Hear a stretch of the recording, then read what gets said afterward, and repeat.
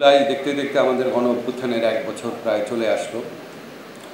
এই গণ অভ্যুত্থানে আমরা বহু আত্মত্যাগের ঘটনা জানি, বহু আত্মত্যাগের আমরা স্থির চিত্র দেখেছি, আমরা ভিডিও চিত্র দেখেছি, কাহিনী শুনেছি।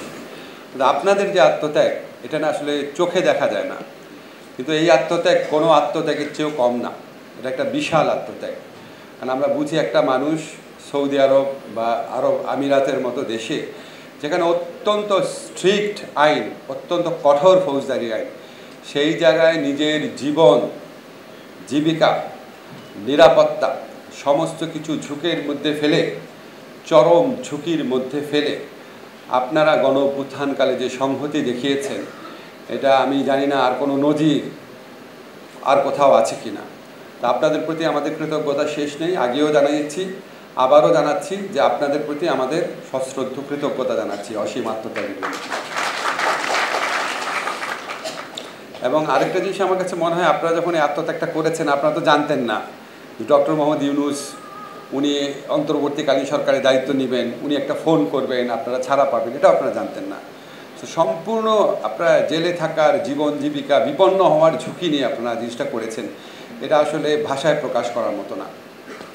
তা আমরা সেটা বুঝি, বোঝার পর আমরা নিজেরা এটা মানে আপনাদের যে সম্মাননা দেওয়া, সেটা আমাদের একটা পবিত্র দায়িত্ব মনে করি। আপনাদের জন্য আমাদের আরও অনেক কিছু করা উচিত, এটা আমরা বিশ্বাস করি।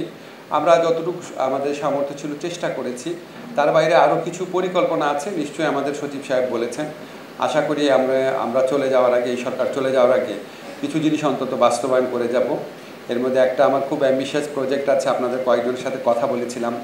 আপনারা জানেন যে আমাদের একটা ল্যান্ড আছে, একটা জায়গা আছে, সেখানে যদি আমরা প্রবাসীদের জন্য এমন একটা হসপিটাল করতে পারি যেখানে অনেক মানে ম্যাক্সিমাম চাকরি করবে প্রবাসীরাই, এবং যেটার শেয়ার হোল্ডার হবে প্রবাসীরা, লভ্যাংশের মালিক হবে প্রবাসীরা।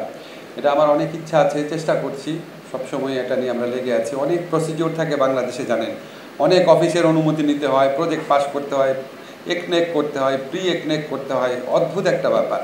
আমরা চেষ্টা করছি, ইনশাআল্লাহ আমরা যাওয়ার আগে এটা করে দেওয়ার চেষ্টা করব। রিইন্টিগ্রেশনের আরও কিছু প্ল্যান আছে, সেটা চেষ্টা করব। আমাদের তো ধরেন মানে এককভাবে কোনো মন্ত্রণালয়ের দায়িত্ব সামলাতে হয় না, মানে দেখা যায় কি একসাথে 2টা মন্ত্রণালয় দেখতে হয়। সো আমার হয়তো আমি বড়জোর 50% সময় প্রবাসী কল্যাণ মন্ত্রণালয়ে দিতে পারি, 50%ও পারি না, কারণ মন্ত্রণালয়ের দায়িত্বের বাইরে আরও অনেক অনেক অনেক কাজ থাকে, মানে বলে শেষ করা যাবে না।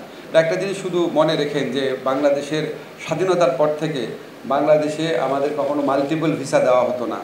তো এটা অবশ্যই আমাদের মাননীয় প্রধান উপদেষ্টা, ওনার একটা বিরাট অবদান আছে। আমাদের যে কোনো সাকসেসের পিছনে ওনার যে ইমেজ, ওনার যে প্রচেষ্টা, ওনার যে গাইডেন্স, সেটার একটা বিরাট ভূমিকা থাকে। তো এটা একটা বিরাট অগ্রগতি সাধিত হয়েছে। মালয়েশিয়াতে যারা যেতে পারে নাই, তারা পুনরায় যাওয়ার সুযোগ পাচ্ছে, প্রসেসটা শুরু হয়েছে। তারপর আমরা আপনার সৌদি আরবের সাথে আপনারা খুব ইনশাআল্লাহ 2 সপ্তাহের মধ্যে, 2-3 সপ্তাহের মধ্যে শুনবেন, সৌদি আরবের সাথে আমাদের বাংলাদেশের ইতিহাসে প্রথমবারের মতো এগ্রিমেন্ট হচ্ছে, প্রবাসী শ্রমিকদেরকে নিয়ে এমপ্লয়মেন্ট এগ্রিমেন্ট হচ্ছে। এই এগ্রিমেন্টের চেষ্টা বিগত সরকারের আমলে অনেকবার করা হয়েছে, হয় নাই।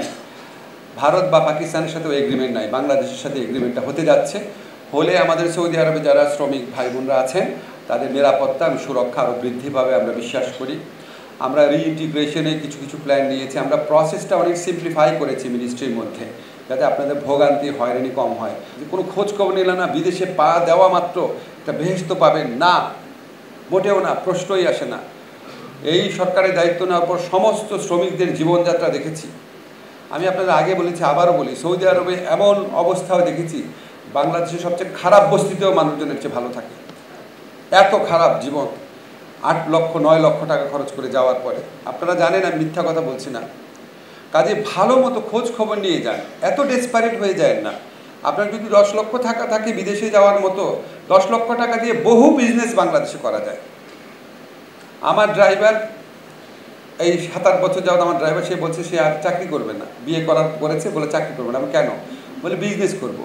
আপনার তোমার কত টাকা আছে বিজনেস করবা? বলে আমার 15,000 টাকা আছে। বলে 15,000 টাকা বিজনেস হবে? বলে অবশ্যই হবে স্যার, আমি খালি ঠেলে নেওয়ার একটা জিনিস বানাবো, বাসার মধ্যে খাবার বানাবো।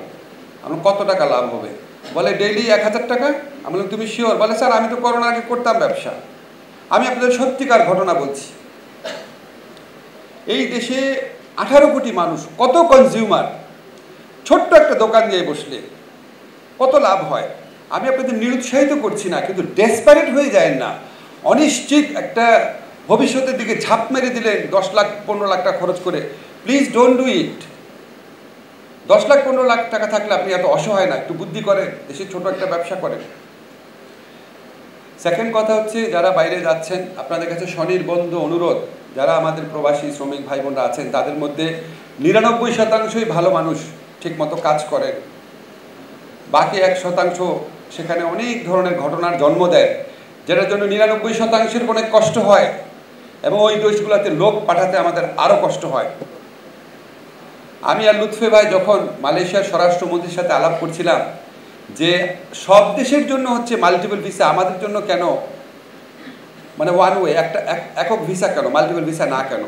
পরে ওনাদের অফিসিয়ালদের সাথে আমরা কথা বলে জানলাম যে যখন আপনার আগে ওই যে ম্যানুয়াল ভিসা টাইপের ছিল পাসপোর্ট ছিল না আগে, তো ওই পাসপোর্টে সব গলা কাটা পাসপোর্ট করে বাংলাদেশের মানুষজন মালয়েশিয়াতে চলে যেত। এটা এত বেশি ছিল, অন্য কোনো দেশকে এটা করে নাই, সব দেশকে শ্রমিকরা পেত মাল্টিপল ভিসা। আর আমাদেরকে দিচ্ছে না মাল্টিপল না, একবার ঢুকতে পারবা, বেরো আসলে ঢুকতে পারবা না। কেন? আমাদের এটাকে সবচেয়ে বেশি লোক গলা কাটা পাসপোর্ট নিয়ে গিয়ে চলে গেছে ওখানে। তাহলে আমরা কি করবো এখানে বলেন? এটাকে আমাদের দোষ? একটা যে সরকারি এসুক, সরকার কি সরকারের লোক কি গলা কাটা পাসপোর্ট করে যায়? আমাদের তো গলা কাটা পাসপোর্ট লাগে না। আপনারা সাবধান থাকবেন। আবার বলি, 99% মানুষ কমপক্ষে ভালো মানুষ, সৎভাবে কাজ করেন, পরিশ্রম করেন, দেশের জন্য গৌরব বয়ে নিয়ে আসেন। বাকি 1% মানুষ সেখানে গিয়ে এমন সব কাজ করে যেটা সবার জন্য, দেশের ভাগ্য, 99% মানুষের ভাগ্য, আমাদের ইমেজ সব কিছু ক্ষুণ্ণ হয়। যে আমি যেমন বাংলাদেশের নাগরিক, বিদেশে যখন যাই আমি বাংলাদেশের প্রতিনিধিও।